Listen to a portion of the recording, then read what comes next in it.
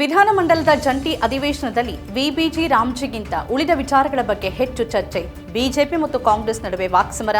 ಅಬಕಾರಿ ಇಲಾಖೆಯ ಭ್ರಷ್ಟಾಚಾರಕ್ಕೆ ಸಚಿವರ ರಾಜೀನಾಮೆಗೆ ಒತ್ತಾಯಿಸಿದ ಬಿಜೆಪಿ ಸದನವನ್ನ ಇನ್ನೂ 3 ದಿನ ಮುಂದುವರಿಸುವ ತೀರ್ಮಾನ. ಕಾನ್ಫಿಡೆಂಟ್ ಗ್ರೂಪ್ನ ಮುಖ್ಯಸ್ಥ ಸಿಜೆ ರಾಯ್ ಆತ್ಮಹತ್ಯೆಗೆ ಶರಣು. ಐಟಿ ಇಲಾಖೆಯ ಒತ್ತಡವೇ ಸಾವಿಗೆ ಕಾರಣ ಅಂತ ಹೇಳಿದ ಅವರ ಸಹೋದರ. ಇವು ರಾಜ್ಯದ ಈ ವಾರದ ಸುದ್ದಿಗಳಾದರೆ, ರಾಷ್ಟ್ರಮಟ್ಟದಲ್ಲಿ ಮಹಾರಾಷ್ಟ್ರದ ಉಪಮುಖ್ಯಮಂತ್ರಿ ಅಜಿತ್ ಪವಾರ್ ವಿಮಾನ ಅಪಘಾತದಲ್ಲಿ ಮೃತಪಟ್ಟಿದ್ದು ಎನ್ಸಿಪಿ ಮತ್ತು ಮಹಾರಾಷ್ಟ್ರ ರಾಜಕೀಯದಲ್ಲಿ ನಿರ್ವಾತವನ್ನು ಸೃಷ್ಟಿ ಮಾಡಿದೆ. ಮಾತ್ರವಲ್ಲದೆ ಈ ಸಾವಿನ ಕುರಿತಂತೆ ಕೆಲವು ರಾಜಕೀಯ ನಾಯಕರು ಅನುಮಾನವನ್ನು ವ್ಯಕ್ತಪಡಿಸಿದ್ದಾರೆ. ರಾಜ್ಯ ಮತ್ತು ರಾಷ್ಟ್ರಗಳ ಈ ಸುದ್ದಿಗಳನ್ನು ವಿವರವಾಗಿ ನೋಡೋಣ. ನಮಸ್ಕಾರ, ಇದು ಈ ವಾರ ಕಾರ್ಯಕ್ರಮ.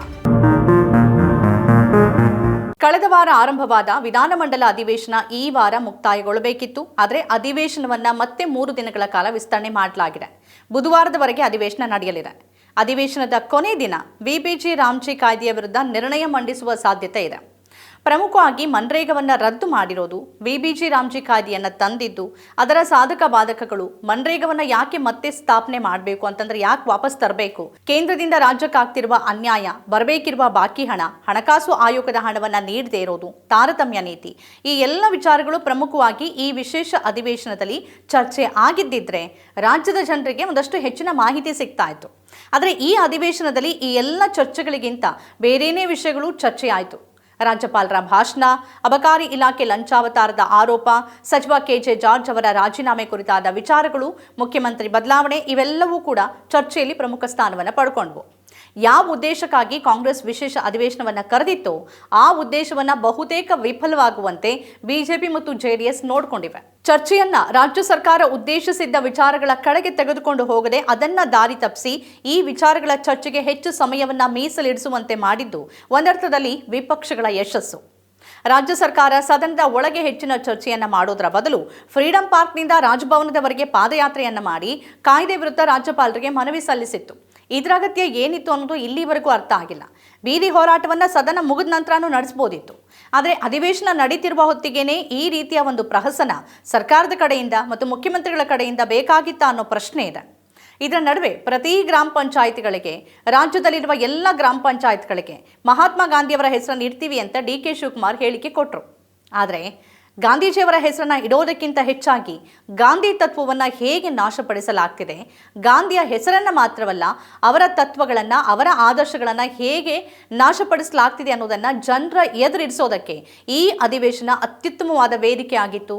ಆದರೆ ಆ ವೇದಿಕೆಯನ್ನು ಕಾಂಗ್ರೆಸ್ ಸರಿಯಾದ ರೀತಿಯಲ್ಲಿ ಬಳಸ್ಕೊಂಡಂತೆ ಕಾಣಿಸ್ತಾ ಇಲ್ಲ.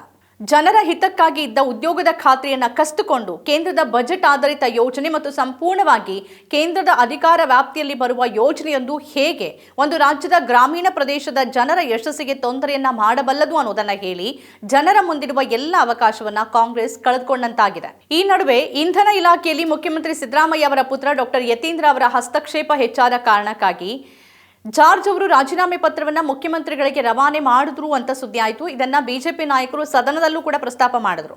ಆದರೆ ಇದನ್ನು ನಿರಾಕರಿಸಿದ ಸಚಿವ ಕೆಜೆ ಜಾರ್ಜ್ ಅವರು ಆ ರೀತಿಯ ಬೆಳವಣಿಗೆ ನಡೆದಿಲ್ಲ ಮತ್ತು ತಾವು ರಾಜೀನಾಮೆ ಕೊಟ್ಟಿಲ್ಲ ಅಂತ ಸ್ಪಷ್ಟಪಡಿಸಿದ್ರು. ಮುಖ್ಯಮಂತ್ರಿ ಸಿದ್ದರಾಮಯ್ಯನವರು ಕೂಡ ಸಚಿವ ಜಾರ್ಜ್ ಅವರು ರಾಜೀನಾಮೆ ಕೊಟ್ಟಿಲ್ಲ ಅಂತ ಪ್ರಕರಣಕ್ಕೆ ತೆರೆ ಎಳೆದ್ರು. ಇನ್ನು ಸದನದಲ್ಲಿ ಚರ್ಚೆ ವೇಳೆ ಪ್ರಮುಖ ಸಚಿವರ ಗೈರು ಹಾಜರಿ ಕೂಡ ಎದ್ದು ಕಾಣಿಸ್ತಾ ಇತ್ತು. ವಿಶೇಷ ಅಧಿವೇಶನ ಕರೆದಿರುವ ವಿಚಾರವನ್ನೇ ಮರೆತ ರೀತಿಯಲ್ಲಿ ಸರ್ಕಾರದ ನಡೆಯಿತ್ತು. ವಿಶೇಷ ಅಧಿವೇಶನದಲ್ಲಿ 1 ನಿಮಿಷವೂ ವ್ಯರ್ಥವಾಗದಂತೆ ಇಡೀ ವಿಚಾರವನ್ನ ಕಾಯ್ದೆಗೆ ಮತ್ತು ಕೇಂದ್ರದ ತಾರತಮ್ಯ ನೀತಿಗೆ ಮೀಸಲಿಟ್ಟು ಚರ್ಚೆಯನ್ನು ನಡೆಸಬೇಕಾಗಿತ್ತು. ಆದರೆ ಆ ಉತ್ಸಾಹವಾಗಲಿ ಅಥವಾ ಬದ್ಧತೆಯಾಗಲಿ ಕಾಂಗ್ರೆಸ್ನ ಸಚಿವರಲ್ಲಿ ಅಥವಾ ನಾಯಕರಲ್ಲಿ ಕಾಣಿಸ್ತಿಲ್ಲ. ಇದೊಂದು ರೀತಿಯಲ್ಲಿ ಕಾಟಾಚಾರಕ್ಕೆ ಕರೆದ ಸದನದಂತೆ ಭಾಸ ಆಯಿತೆ ಹೊರತು ನಿರ್ದಿಷ್ಟ ಉದ್ದೇಶಕ್ಕೆ ಕರೆದ ಅಧಿವೇಶನದ ಉದ್ದೇಶ ಪೂರೈಸಿದಂತೆ ಇರಲಿಲ್ಲ. ಈ ರಾಜಕೀಯ ವಿಚಾರಗಳ ನಡುವೆನೇ ನಿನ್ನೆ ಕಾನ್ಫಿಡೆಂಟ್ ಗ್ರೂಪ್ನ ಸಿಇಒ ಮತ್ತು ಮುಖ್ಯಸ್ಥ ಸಿಜೆ ರಾಯ್ ಆತ್ಮಹತ್ಯೆಗೆ ಶರಣಾಗಿರುವ ಸುದ್ದಿ ಬಂತು. ಐಟಿ ಅಧಿಕಾರಿಗಳು ಅವರ ನಿವಾಸ ಮತ್ತು ಕಚೇರಿಯಲ್ಲಿ ಶೋಧ ನಡೆಸ್ತಾ ಇದ್ದ ಅಧಿಕಾರಿಗಳಿದ್ದ ಸಂದರ್ಭದಲ್ಲೇ ಅವರಿಂದ 50 ಮೀಟರ್ ದೂರದಲ್ಲಿ ಅವರು ತಮ್ಮ ಪಿಸ್ತೂಲಿನಿಂದ ಎದೆಗೆ ಗುಂಡು ಹಾರಿಸಿಕೊಂಡು ಆತ್ಮಹತ್ಯೆಗೆ ಶರಣಾಗಿದ್ದಾರೆ. ಮೇಲ್ನೋಟಕ್ಕೆ ಇದು ಆತ್ಮಹತ್ಯೆ ಅಂತ ಪೊಲೀಸ್ ಅಧಿಕಾರಿಗಳು ತಿಳಿಸಿದ್ದು ಹೆಚ್ಚಿನ ವಿಚಾರಣೆ ಮತ್ತು ತನಿಖೆಯನ್ನು ನಡೆಸ್ತಾ ಇದ್ದಾರೆ.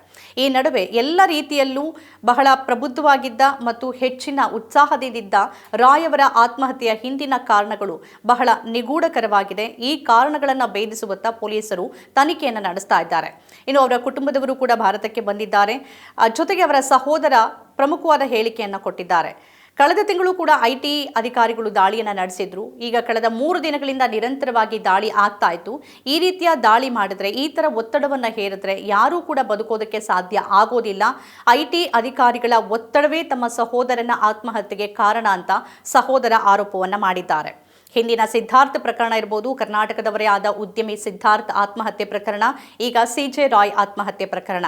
ಯಾಕೆ ಬಹಳ ದೊಡ್ಡ ಉದ್ಯಮಿಗಳು ಈ ತರದ ನಿರ್ಧಾರಕ್ಕೆ ಹೋಗ್ತಾರೆ ಅನ್ನೋ ಪ್ರಶ್ನೆ ಬಹಳ ದೊಡ್ಡದಾಗಿ ಕಾಣಿಸ್ತಾ ಇದೆ. ಐಟಿ ಮತ್ತು ಇಡಿ ನಡೆಸುವ ತನಿಖೆ ಮತ್ತು ಅದರ ವ್ಯಾಪ್ತಿ, ಅದರ ಹಿಂದಿರುವ ರಾಜಕೀಯ ಕಾರಣಗಳು, ಈ ತರದ ಆತ್ಮಹತ್ಯೆಯ ಹಿಂದಿನ ಕಾರಣಗಳ ಆಗಿದೆಯಾ ಅನ್ನೋದ್ರ ಬಗ್ಗೆ ತನಿಖೆ ಆಗಬೇಕಿದೆ. ಇಲ್ಲ ಅಂತಂದ್ರೆ ಉದ್ಯಮಿಗಳು ಈ ರೀತಿಯ ನಿರ್ಧಾರವನ್ನ ತೆಗೆದುಕೊಂಡ್ರೆ ಈ ದೇಶದ ಆರ್ಥಿಕತೆಗೆ ಮತ್ತು ಬೇರೆ ಉದ್ಯಮಿಗಳಿಗೆ ನೈತಿಕ ಸ್ಥೈರ್ಯವನ್ನ ಕಸಿಯುವಂತೆ ಮಾಡೋದ್ರಲ್ಲಿ ಅನುಮಾನವಿಲ್ಲ. ಇನ್ನು ರಾಷ್ಟ್ರಮಟ್ಟದಲ್ಲಿ ಮಹಾರಾಷ್ಟ್ರದ ಉಪಮುಖ್ಯಮಂತ್ರಿ ಮತ್ತು ಅಧಿಕೃತ ಎನ್ಸಿಪಿಯ ನಾಯಕ ಅಜಿತ್ ಪವಾರ್ ವಿಮಾನ ಅಪಘಾತದಲ್ಲಿ ದುರ್ಮರಣ ಹೊಂದಿದ್ದಾರೆ. ಸ್ಥಳೀಯ ಸಂಸ್ಥೆಗಳ ಚುನಾವಣೆ ಪ್ರಚಾರಕ್ಕಾಗಿ ವಿಶೇಷ ವಿಮಾನದಲ್ಲಿ ತೆರಳುತ್ತಾ ಇದ್ದ ಸಂದರ್ಭದಲ್ಲಿ ಅವರು ಪ್ರಯಾಣ ಮಾಡ್ತಾ ಇದ್ದ ವಿಮಾನ ಬಾರಾಮತಿ ಪ್ರದೇಶದಲ್ಲಿ ಲ್ಯಾಂಡಿಂಗ್ ಆಗುವ ವೇಳೆ ಅಪಘಾತ ಆಗಿ ಅವರನ್ನು ಸೇರಿದಂತೆ ವಿಮಾನದಲ್ಲಿದ್ದ ಎಲ್ಲ 5 ಮಂದಿ ಮೃತಪಟ್ಟಿದ್ದಾರೆ. ಅಜಿತ್ ಪವಾರ್ ಅವರ ಸಾವು ಓರ್ವ ರಾಜಕಾರಣಿಯ ಸಾವು ಮಾತ್ರ ಅಲ್ಲ, ಇಡೀ ಒಂದು ರಾಜ್ಯದ ರಾಜಕೀಯ ನಿರ್ವಾತವನ್ನು ಸೃಷ್ಟಿ ಮಾಡೋಕೆ ಮತ್ತು ಒಂದು ಪಕ್ಷದ ಭವಿಷ್ಯ ಏನು ಅನ್ನೋ ಪ್ರಶ್ನೆ ಉದ್ಭವ ಆಗೋದಕ್ಕೆ ಕಾರಣ ಆಗಿದೆ. ಇದನ್ನು ಯಾರೂ ಕೂಡ ನಿರೀಕ್ಷೆ ಮಾಡಿರಲಿಲ್ಲ. ತಮ್ಮ ಚಿಕ್ಕಪ್ಪ ಶರದ್ ಪವಾರ್ ಅವರ ನೆರಳಲ್ಲಿ ರಾಜಕಾರಣವನ್ನು ಆರಂಭ ಮಾಡಿದ ಅಜಿತ್ ಪವಾರ್ ಅವರು ಬೆಳೆದು ಬಂದ ಹಾದಿ ರೋಚಕವಾದದ್ದು. ಸಹಕಾರ ಮಂಡಳಿಯಿಂದ ಆರಂಭಗೊಂಡ ಅವರ ರಾಜಕೀಯ ಜೀವನ ಉಪಮುಖ್ಯಮಂತ್ರಿ ತನಕ ಬಂದು ನಿಂತಿತ್ತು. ಮುಖ್ಯಮಂತ್ರಿ ಆಗಲೇಬೇಕು ಅನ್ನೋ ಅವರ ಕನಸಾಗಿಯೇ ಉಳಿತು. ಅವರ ಸಾವಿನ ಕುರಿತಾಗಿ ಹಲವು ಚರ್ಚೆಗಳು ನಡೆದಿವೆ. ಮುಖ್ಯವಾಗಿ ಪಶ್ಚಿಮ ಬಂಗಾಳದ ಮುಖ್ಯಮಂತ್ರಿ ಮಮತಾ ಬ್ಯಾನರ್ಜಿ ಷಡ್ಯಂತ್ರದ ಅನುಮಾನವನ್ನು ವ್ಯಕ್ತಪಡಿಸಿದ್ದು, ಪ್ರಕರಣದ ತನಿಖೆಯನ್ನ ನ್ಯಾಯಾಲಯದ ಮೇಲ್ವಿಚಾರಣೆಯಲ್ಲಿ ನಡೆಸಬೇಕು ಅಂತ ಆಗ್ರಹಿಸಿದ್ದಾರೆ. ಬಿಪಿನ್ ರಾವತ್ ಅವರು, ವಿಜಯ್ ರೂಪಾಣಿ, ಅಜಿತ್ ಪವಾರ್ ಇದೇ ರೀತಿಯ ವಿಮಾನ ಅಪಘಾತಗಳಿಂದಲೇ ಸಾವನ್ನಪ್ಪಿದ್ದಾರೆ ಮತ್ತು ಅದರ ಹಿಂದೆ ಒಂದು ಷಡ್ಯಂತ್ರದ ಕತೆ ಸುತ್ತಕೊಂಡೇ ಬರ್ತಾ ಇದೆ. ಮತ್ತೆ ತಮ್ಮ ಚಿಕ್ಕಪ್ಪ ಶರದ್ ಪವಾರ್ ಜೊತೆ ಹೋಗಲಿದ್ದಾರೆ, ಬಿಜೆಪಿ ಜೊತೆ ಮೈತ್ರಿಯನ್ನ ಮುರಿದುಕೊಳ್ಳಲಿದ್ದಾರೆ ಅನ್ನೋ ಸುದ್ದಿ ಹಬ್ಬಿತ್ತು. ಈ ಸುದ್ದಿ ಬಂದು ವಾರದ ಒಳಗೆ ಈ ದುರ್ಘಟನೆ ಸಂಭವಿಸಿದ್ದು, ಇದರ ಹಿಂದೆ ರಾಜಕೀಯ ಷಡ್ಯಂತ್ರ ಇದೆಯಾ ಅನ್ನೋ ಅನುಮಾನ ಮೂಡೋದಕ್ಕೆ ಕಾರಣ ಆಗಿದೆ. ಹಾಗೆ ನೋಡಿದ್ರೆ ವಿಮಾನ ಅಪಘಾತ ಸಂಜಯ್ ಗಾಂಧಿಯಿಂದ ಹಿಡಿದು ಮೊನ್ನೆಯ ಅಜಿತ್ ಪವಾರ್ ತನಕ ಯಾರೆಲ್ಲ ಪ್ರಮುಖ ನಾಯಕರುಗಳು ಈ ಅಪಘಾತದಲ್ಲಿ ಸಾವನ್ನಪ್ಪಿದ್ದಾರೋ ಅವರೆಲ್ಲರ ಹಿಂದೆ, ರಾಜಶೇಖರ ರೆಡ್ಡಿ ಅವರನ್ನೂ ಸೇರಿದಂತೆ ಎಲ್ಲರ ಹಿಂದೆ ಈ ರೀತಿಯ ಶಕ್ತಿಗಳು ಕೆಲಸ ಮಾಡಿವೆ ಅನ್ನೋ ಶಂಕೆ ಇದೆ. ತನಿಖೆ ನಡಿಬೇಕು, ಸತ್ಯ ಏನು ಅನ್ನೋದು ತಿಳಿಬೇಕು. ಈಗ ಬಹುಮುಖ್ಯ ಪ್ರಶ್ನೆ ಇರೋದು, ಪಕ್ಷ ಕಟ್ಟಿ ತಮ್ಮ ಚಿಕ್ಕಪ್ಪನಿಂದ ಪಕ್ಷವನ್ನು ಒಡೆದುಕೊಂಡು ಬಂದು ಅಧಿಕೃತ ಪಕ್ಷದ ನಾಯಕನಾಗಿ 41 ಮಂದಿ ಶಾಸಕರನ್ನು ಮುನ್ನಡೆಸ್ತಾ ಇದ್ದ ಎನ್ಸಿಪಿ ಪಕ್ಷದ ಭವಿಷ್ಯ ಏನು ಅನ್ನೋದು ಬಹಳ ದೊಡ್ಡ ಪ್ರಶ್ನೆ. ಅವರು ಸೃಷ್ಟಿ ಮಾಡಿದ ರಾಜಕೀಯ ನಿರ್ವಾತವನ್ನು ತುಂಬೋರು ಯಾರು, ಅಥವಾ ಅದನ್ನು ಬೇರೆ ಯಾರಾದರೂ ಆಕ್ರಮಿಸ್ಕೊಳ್ತಾರಾ ಅನ್ನೋ ಪ್ರಶ್ನೆ ಮತ್ತು ಚರ್ಚೆ, ರಾಜಕೀಯ ವಿಶ್ಲೇಷಣೆ ನಡೀತಾ ಇದೆ. ಅನಾರೋಗ್ಯ ಮತ್ತು ವಯಸ್ಸಿನ ಕಾರಣಕ್ಕಾಗಿ ಶರದ್ ಪವಾರ್ ಅವರು ಮತ್ತೆ ಎನ್ಸಿಪಿಯ ನೇತೃತ್ವವನ್ನು ವಹಿಸಿ 41 ಶಾಸಕರ ನಾಯಕನಾಗ್ತಾರಾ ಅಂತ ನೋಡಿದ್ರೆ ಅದು ಪ್ರಶ್ನೆ, ಅದು ಕಷ್ಟ ಸಾಧ್ಯ ಅಂತಾನೆ ಹೇಳಲಾಗ್ತಿದೆ. ಈಗ ಪತಿಯ ನಿರ್ಗಮನದಿಂದ ಅವರ ಪಕ್ಷವನ್ನು ಉಳಿಸಿ ಬೆಳೆಸಬೇಕಾದ ಜವಾಬ್ದಾರಿಯನ್ನು ಹೊತ್ತು ಸುನೇತ್ರಾ ಪವಾರ್ ಅವರು ಮುನ್ನಡೆಸಲಿದ್ದಾರೆ ಅಂತ ಹೇಳಲಾಗ್ತಿದೆ. ಅಜಿತ್ ಪವಾರ್ ಅವರ ಪತ್ನಿ ಸುನೇತ್ರಾ ಪವಾರ್ ಅವರು ಮಹಾರಾಷ್ಟ್ರ ಉಪಮುಖ್ಯಮಂತ್ರಿಯಾಗಿ ಶನಿವಾರ ಪ್ರಮಾಣ ವಚನ ಸ್ವೀಕರಿಸಿದ್ದಾರೆ. ರಾಜ್ಯಪಾಲ ಆಚಾರ್ಯ ದೇವವ್ರತ್ ಅವರು ಸುನೇತ್ರಾ ಪವಾರ್ ಅವರಿಗೆ ಪ್ರಮಾಣ ವಚನ ಬೋಧಿಸಿದ್ರು. ಈ ಮೂಲಕ ಅವರು ಮಹಾರಾಷ್ಟ್ರದ ಮೊದಲ ಮಹಿಳಾ ಉಪಮುಖ್ಯಮಂತ್ರಿ ಎಂಬ ಹೆಗ್ಗಳಿಕೆಗೆ ಪಾತ್ರರಾಗಿದ್ದಾರೆ. ಲೋಕಭವನದಲ್ಲಿ ನಡೆದ ಸರಳ ಸಮಾರಂಭದಲ್ಲಿ ಮುಖ್ಯಮಂತ್ರಿ ದೇವೇಂದ್ರ ಫಡ್ನವೀಸ್, ಉಪಮುಖ್ಯಮಂತ್ರಿ ಏಕನಾಥ್ ಶಿಂದೆ ಹಾಗೂ ಎನ್ಸಿಪಿ ಮುಖಂಡರಾದ ಪ್ರಫುಲ್ ಪಟೇಲ್ ಸಹಿತ ಹಲವರು ಉಪಸ್ಥಿತರಿದ್ದರು. ಅಜಿತ್ ಪವಾರ್ ಅವರ ಸ್ಥಾನಕ್ಕೆ ಬಂದಿರುವ ಸುನೇತ್ರಾ ಪವಾರ್ ಮಹಾರಾಷ್ಟ್ರದ ಉಪಮುಖ್ಯಮಂತ್ರಿ ಆಗಿರುವ ಮಹಿಳೆ ಆಗಿದ್ದಾರೆ. ಈ ಮಹಿಳೆ ಪಕ್ಷವನ್ನು ಹೇಗೆ ಮುನ್ನಡೆಸಲಿದ್ದಾರೆ, ಮುಂಬರುವ ಚುನಾವಣೆಗಳಲ್ಲಿ ಮತ್ತು ಬಿಜೆಪಿಯ ಕಪಿಮುಷ್ಟಿಯಿಂದ ಹೊರಗಡೆ ಬಂದು ಪಕ್ಷವನ್ನು ಸ್ವತಂತ್ರವಾಗಿ ಬೆಳೆಸ್ತಾರಾ, ಯಾವ ರೀತಿಯ ಸವಾಲುಗಳನ್ನು ಎದುರಿಸ್ತಾರೆ ಅನ್ನೋದನ್ನು ಮುಂದಿನ ದಿನಗಳಲ್ಲಿ ಕಾದು ನೋಡಬೇಕಿದೆ. ಇದೆಲ್ಲದರ ನಡುವೆ ತೆರೆಮರೆಗೆ ಸರಿದಿರುವುದು ಭಾರತೀಯ ವಿಮಾನಯಾನದ ಸ್ಥಿತಿ. ಅಹಮದಾಬಾದ್ ಅಪಘಾತ, ಅನಂತರದ ಅನೇಕ ವಿಮಾನಗಳ ಅಪಘಾತಗಳು, ಏರ್ ಇಂಡಿಯಾದ ಪ್ರತಿಭಟನೆ, ಪ್ರಯಾಣಿಕರ ಪರದಾಟ ಇವೆಲ್ಲವನ್ನ ಒಟ್ಟಿಗಿಟ್ಟು ನೋಡಿದ್ರೆ ಭಾರತೀಯ ವಿಮಾನಯಾನ ಕ್ಷೇತ್ರ ಎಷ್ಟು ದುರ್ಬಲ ಸ್ಥಿತಿಯಲ್ಲಿದೆ ಅನ್ನೋದನ್ನು ನಾವು ಅರ್ಥ ಮಾಡ್ಕೊಳ್ಬೋದು. ಜಗತ್ತಿನ 4ನೇ ಆರ್ಥಿಕತೆಯನ್ನು ಸಂಭ್ರಮಿಸುವ ಹೊತ್ತಿಗೆ ಆ 4ನೇ ಆರ್ಥಿಕತೆಯನ್ನು ಸಂಭ್ರಮಿಸೋಕೆ ವಿಮಾನದಲ್ಲಿ ಹೋಗೋಕೆ ಭಯಪಡುವಂತಹ ಪರಿಸ್ಥಿತಿ ಇದ್ರೆ ಅದಕ್ಕೆ ಅರ್ಥನೇ ಇರೋದಿಲ್ಲ. ಹಾಗಾಗಿ ವಿಮಾನಯಾನ ಕ್ಷೇತ್ರವನ್ನು ಸ್ವಚ್ಛಗೊಳಿಸಬೇಕಾದ, ಪ್ರಬಲಗೊಳಿಸಬೇಕಾದ ಮತ್ತು ಶಕ್ತಿ ತುಂಬಬೇಕಾದ ಅಗತ್ಯ ಇವತ್ತಿನ ತುರ್ತಾಗಿದೆ. ಇವಿಷ್ಟು ಈ ವಾರದ ರಾಜ್ಯ ಮತ್ತು ರಾಷ್ಟ್ರಮಟ್ಟದ ಪ್ರಮುಖ ಸುದ್ದಿಗಳು. ಈ ರೀತಿಯ ಬೇರೆ ಬೇರೆ ವಿಶೇಷ ಕಾರ್ಯಕ್ರಮಗಳನ್ನು ತಾವು ನೋಡಬೇಕಾದ್ರೆ ನಮ್ಮ ಚಾನೆಲ್ ಸಬ್ಸ್ಕ್ರೈಬ್ ಮಾಡೋದರ ಜೊತೆಗೆ ಈ ಕಾರ್ಯಕ್ರಮದ ಬಗ್ಗೆ ತಮ್ಮ ಅನಿಸಿಕೆ ಅಭಿಪ್ರಾಯಗಳಿದ್ರೆ ಅದನ್ನು ಕಮೆಂಟ್ ಮುಖಾಂತರವಾಗಿ ತಿಳಿಸಿ. ನಮಸ್ಕಾರ.